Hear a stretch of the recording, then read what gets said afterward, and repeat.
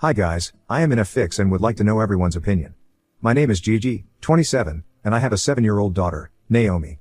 I was married to my ex-husband, Jack, 30, for almost 8 years. When I was 2 months pregnant at the time with our second child, I found out that my ex-husband was cheating on me with his co-worker, Suzanne, 28, when I accidentally came across their text messages on his phone. When I confronted him about it in tears, Jack finally told me that Suzanne was also pregnant with his child. Hearing his words, I was so shocked that I almost fainted. My husband and I had several fights, and despite my ex-mill coming to take care of me during this time, I was so stressed out that I eventually miscarried. When my ex found out that we had lost the child, he didn't even hesitate. Instead of grieving with me or comforting me, he left the house to be with Suzanne, blaming me for the loss of our child. I was devastated and cried for days. Thankfully, my ex-mill stayed with me throughout this time and took care of my daughter Naomi so I could grieve in peace. Jack and I had a nasty divorce where he refused to pay me child support, but eventually, the court forced him to do so. Throughout the divorce, Jack made it very clear that he didn't want to be involved in either my or Naomi's life any longer. He gave up full custody to me, which absolutely broke my heart for my daughter, but there was nothing that I could do. The only thing he has ever done is pay child support every month. He has never made any attempts to visit or get to know Naomi. Eventually, I found out that Suzanne gave birth to his son and they have been together ever since. Throughout all this, my parents and my ex-mill were there for me each and every day. You see, my ex-mill and parents had known each other and had been the best of friends for a very long time. This is how me and Jack first met each other, through our parents, and eventually started dating. When Jack's mom, my ex-mill, first found out that Jack had cheated on me, she was extremely upset at him and showed her support for me. She and Jack fought a lot regarding his affair, and she vowed to never speak to him again when she found out that he was leaving me. She also warned him that she wanted nothing to do with his affair partner and their child. I know it's shocking, but my ex-mill kept that promise until the day she died. She refused to speak to Jack even when Jack begged her to visit him and his son with his affair partner. Suzanne was extremely jealous of me and my child because she was never considered family by my ex-mill. When my ex-mill first came to support me, she faced a lot of backlash from her family. You see, Jack had lost his father a few years ago, so his relatives tried to convince ex-mill to forgive him. They told her that Jack was her son, so she should let bygones be bygones and visit his child. My ex-mill firmly refused. When Suzanne gave birth to Jack's child, his relatives rallied around him despite knowing that he had cheated on me. They didn't even bother to care or check on me and my child.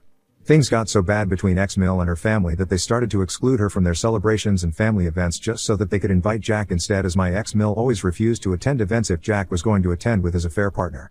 I always felt bad for my ex-mill because of this, but she assured me that I was like her child too, and she didn't mind if her relatives dropped her. I am extremely grateful that I had a woman like her as my mother-in-law, because it's rare to be loved and supported this much. Unfortunately, my ex-mill became unwell, losing her ability to walk and manage on her own. I extended an invitation for her to move in with me permanently, committing to care for her. To ensure she had support round the clock, we enlisted the help of a live-in nanny, who tended to her needs in the mornings. As for the evenings, the responsibility fell on me. I dedicated countless hours to her care, and honestly, I didn't mind. Naomi, always fond of her grandma, was thrilled to have her living with us at our place. During her stay with us, my ex-mill revealed something significant. She told me how when she first learned about Jack leaving me, she had decided to make changes to her will. Initially, she had intended for my ex-husband, being her only child, to inherit everything. However, upon discovering his affair, she had amended the will. Now, the house and her life insurance were designated for Naomi. She had also added me in her will to receive a large portion of her money and her family heirloom. It was a gesture that held both honor and trust. Her wish was for me to safeguard these possessions, passing them down to Naomi when the time was right. The idea that a piece of her, and perhaps generations before her, would continue in our family brought a profound sense of connection. My ex-husband was going to inherit her car and his dad's entire art collection. Until my daughter turns 18, the money would be in my trust. If I passed away, my parents would take care of it. As she disclosed the details, a mix of emotions washed over me. Shock, gratitude, and a hint of sadness lingered in the air. Knowing that she recognized the hardships we endured and wanted to secure Naomi's future filled me with appreciation. I assured my ex-mill multiple times that she could change the will again if she wanted to include Suzanne and their affair child. I emphasized that I would never hold a grudge against her, as Suzanne was his wife now, but my ex-mill reiterated that she only recognized me as her son's wife despite our divorce.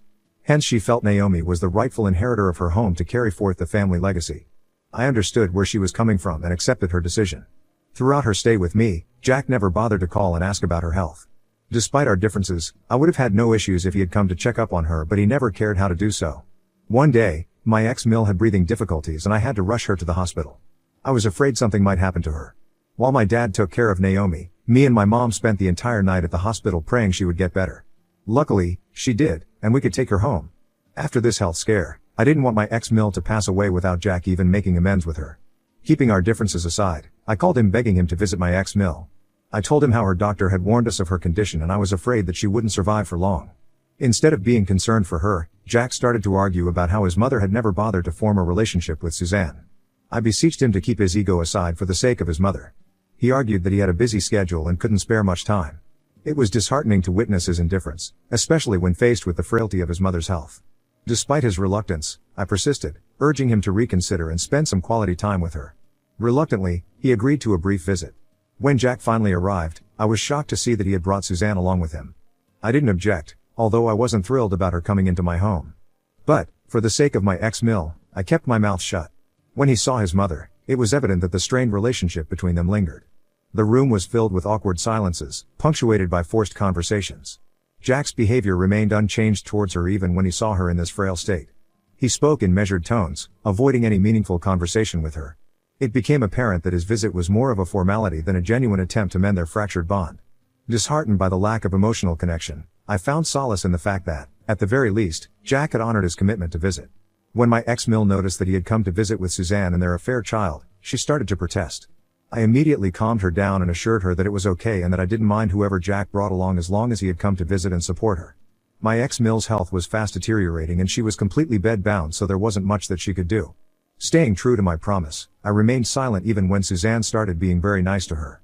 When my ex-Mill expressed again that she didn't want to be around Darren, Suzanne reminded her that Darren was her grandchild too. I walked out of the room to give them all privacy. I also wanted to check up on my daughter who looked sad and hurt to see her father. Jack never even bothered to acknowledge her. While I was in the kitchen, I noticed Suzanne going into our backyard and talking to someone over the phone. The open window carried her laughter as she spoke about how she was forced to come and visit Jack's mother.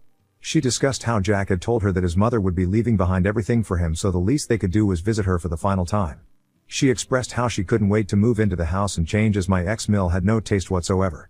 To make matters worse, Suzanne detailed her intention to remove pictures of me and my daughter once my ex-husband gained ownership of the house. I was shocked to hear this and struggled to comprehend how cruel she sounded. She continued to discuss how she was going to change the furniture, repaint the walls, and even alter the landscape of the backyard so that nothing would remain of my ex-Mill. As she enthusiastically shared her vision, I couldn't help but feel a sense of disbelief and anger at her disregard for the home's history. That is when I finally realized the truth. Suzanne's interest in my ex-Mill wasn't genuine. It became clear that her motives were centered around securing her position in the will. This discovery shattered my heart, as it seemed she cared more about potential inheritance than the well-being of my ex-Mill during her final days. Despite the unsettling truth about Suzanne's intentions, I kept the knowledge to myself, choosing not to hurt or add unnecessary burden to my ex-Mill. Jack had no clue that his mother changed the will after he cheated on me and got divorced. He believed he would inherit everything, intending to pass it on to his child with Suzanne. I chose not to tell him anything because it wasn't my place anyway. If he didn't even bother to acknowledge our daughter Naomi, then he deserved what was coming for him. Jack and Suzanne continued their visit, oblivious to this fact. It was a bittersweet situation for me. On one hand, I would have to lose my beloved ex-Mill, but on the other hand, I couldn't wait to finally see the look on Jack's face when he found out about the updated will. It made me sad and dread the day I would have to lose my ex-Mill. She always meant a lot to me, and I loved her. I knew her quite well and I knew she had made this decision after careful consideration. She wanted this for her granddaughter and always said that she could not rest until she knew her son and Suzanne had been punished for their actions. She wanted this because her own childhood was also ruined when her father had an affair. She wanted Naomi to feel loved and cherished even when she wasn't here anymore. As my ex-Mill's health declined, Jack never visited her again, and none of her relatives came to see her. Unfortunately, she passed away last week. In the wake of my ex-Mill's passing, I took charge of organizing her funeral. Despite the lack of support from relatives, I wanted to ensure she received a dignified farewell. My parents and I took care of all the arrangements, from selecting a beautiful casket to arranging a serene venue. Suzanne didn't even bother attending the funeral with Jack. Although some of her relatives attended the funeral, they displayed a lack of genuine concern. When her lawyer eventually contacted me about her will, emotions overwhelmed me. Tears streamed down my face as I absorbed the news that she had left everything to me as we had discussed. The conflicting waves of joy and sadness engulfed me, as I grieved the loss of a cherished person but also felt grateful that I finally could provide my daughter with everything that she ever wanted. As I navigated through this mix of emotions, there was a sudden knock on my door. Opening it, I found Suzanne, Jack, Darren, and a few other relatives standing there with grim expressions on their faces. Jack asked if they could all come in and I politely agreed. The atmosphere was tense as they entered, and Jack wasted no time in demanding an explanation for the will. His accusing tone cut through the room, filled with resentment. Why did you get everything? My mother had a house, money, heirlooms, and you end up with it all? He exclaimed, his anger palpable. I tried to remain composed, explaining that my ex-mill had carefully considered her decision and made this decision. He started to accuse me of manipulating his mother and influencing her decision when she was bedridden, but I reiterated that he could check the timestamp and date of her updated will, which was done long before her health started to deteriorate. Suzanne chimed in, her voice tinged with resentment, questioning why I and my daughter deserved to have everything when she and her son were family too. In response, I scoffed at her, and this is when I revealed in front of everyone what I had overheard Suzanne speaking on the phone. Her eyes widened as she realized that I remembered word for word about what she had spoken about Jack's mother. Jack looked at her in surprise as the reality of Suzanne's intentions dawned on him. Suzanne was caught off guard and attempted to deny my claims, accusing me of making things up to divide the family. I firmly emphasized that she had cheated with Jack while he was still married to me, hence she and Jack were the ones who had actually divided the family in the first place. The argument escalated, with Jack's relatives joining the argument, and expressing their disappointment that they didn't receive anything from my ex-mill. They pointed out that as they were blood relatives of my ex-mill, they deserved to have a piece of her inheritance. Everyone started to insist that I sell her property and split the cash 8 ways. I was shocked to see their callousness and entitlement to demand when they had no right. I firmly emphasized to them that I was the only one who had taken care of her until her last days, while none of them bothered to come and visit. Therefore, they had no right to barge into my house and demand anything that belonged to my ex-mill. The room echoed with raised voices as they continued to question the fairness of the will. Jack protested, claiming it was his childhood home, and he deserved to live there with Suzanne and their child. He threatened to sue me and contest the will if I didn't give him the house. I laughed at his face upon hearing his words. Jack seemed surprised by my reaction as I went on to remind him that he had been a neglectful son to his mother and never bothered checking up on her. I reminded him that it was only when I begged him to visit her did he finally came to check up on her one time. I told him that he was welcome to try and sue me for wasting his money if he wanted that. Her lawyer had already informed me that the will was ironclad, and there was nothing he could do. Naomi was her grandchild, and I was her daughter-in-law who loved her and took care of her, so she had rightfully left us everything. This is when Suzanne began begging, urging me to stop being so selfish and consider their son Darren. She continued to emphasize how Darren deserved to have a good life like Naomi. I agreed with that sentiment but questioned whether she never cared to think about my daughter Naomi and how my ex-husband treated her all these years. Naomi was his child too, yet he chose not to be a part of her life. I made it clear to Suzanne that she could beg all she wanted, but I was never going to give her or her child anything.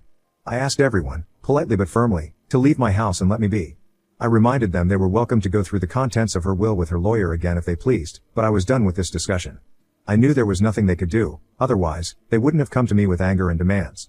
I shut the door in their faces, feeling satisfied that I had stood my ground and respected the wishes of my ex-mill. Since then, I have continued to receive calls and messages from Jack. He passionately keeps expressing his disdain for me, insisting that if I possessed any shred of decency, I would hand over everything that, according to him, rightfully belongs to his family and not to me and Naomi. So Reddit, am I the asshole for not giving in to the demands of my ex-husband and his family? Update 1. I thought this post would attract just a handful of people, but wow. Thank you all for listening to me and giving me your suggestions and advice.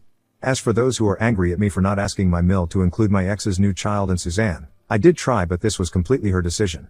For now, I can't do anything about that anymore. You can call me selfish, but I refuse to part with any of the inheritance. I am going to put myself and my daughter first. I do resent Jack and Suzanne because they broke my heart and their affair contributed to my miscarriage. While I was broken down, Jack added to my grief and heartbreak by leaving with me for her. My ex-mill made a conscious decision to not include the affair child and Suzanne in her will. She had plenty of time to update the will if she would have wanted it, yet she didn't. I do pity the affair child, but it's not my responsibility. Just for a clearer understanding based on what I know, my ex-mill had her whole childhood ruined because her father made his affair children his top priority. I guess this is why she wanted nothing to do with Jack and his affair child. Jack obviously knew all this, yet he chose to do this to her. Despite this, my ex-mill left him his dad's entire art collection, which will fetch him thousands of dollars, so he can definitely take care of Suzanne and their affair child pretty well. The people who are coming at me in the comments would not be half as civil as me if anything like this happened to them, so I will absolutely not back down and give in to Jack's demands. Naomi is Jack's child too, yet he is more concerned only about his affair child. He never bothered with being a good father to Naomi, so he doesn't deserve to get anything from us after what he has put us through all these years.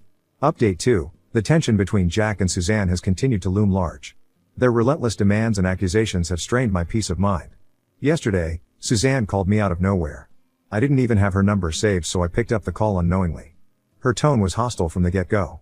She started to accuse me of being a greedy gold digger, claiming I stole everything that should have been theirs. She told me that she was glad Jack had left me after the miscarriage because I didn't deserve to be his woman. I was in the middle of work, so I was quite taken aback by her aggressive tone. I calmly explained to her that my ex-mill was the one who had made this decision, and I did not orchestrate anything. Suzanne, however, wasn't having any of it. She continued to berate me, questioning my integrity. I firmly reminded her that she never had a relationship with my ex-mill when she was alive, so it was absurd for her to demand anything that belonged to her. Suzanne then started threatening me and my child, saying that if I didn't give Jack a part of my inheritance, she would find a way to reach out to my child and tell her the truth about me. This crossed a line for me. I immediately told her that involving my child was unacceptable, and if she even came near her, I would have her arrested. I already had evidence from her multiple text messages troubling me, and getting a restraining order wouldn't take long. I also reminded her that I could play the same game by reaching out to her boss and showing them evidence of how she was threatening me. This seemed to shut her up. I cut the call and called Jack immediately. I informed him about what his wife had told me and reiterated the same thing about involving the police if this continued. He backtracked, expressing shock that Suzanne had threatened Naomi. He started to apologize on her behalf, but I cut him off. I firmly told him that I didn't owe him anything and that I was going to take what his mother had left for me. He could cry all he wants, but it belongs to me, and he can't do anything about it. I warned him that the next time he contacts me or if his wife ever contacts my child, he will face serious legal consequences. Since then, surprisingly, my phone has been quiet. I plan to stand by my words if Suzanne or Jack ever dare to contact me again. Update 3, it's been 2 months since my last update. I have continued to receive hundreds of requests for me to update my story, so here it goes. We have moved into my ex-mill's home. As we have settled into her home, I can't help but wish she were still here.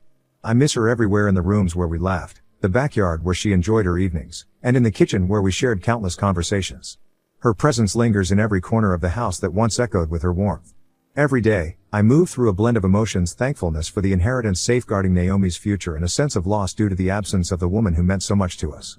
I try to find solace in knowing that the house, once a sanctuary for my ex-mill, will continue to be a haven for Naomi. In these moments, I carry her spirit with me, grateful for the time we had together and determined to honor the legacy she left behind.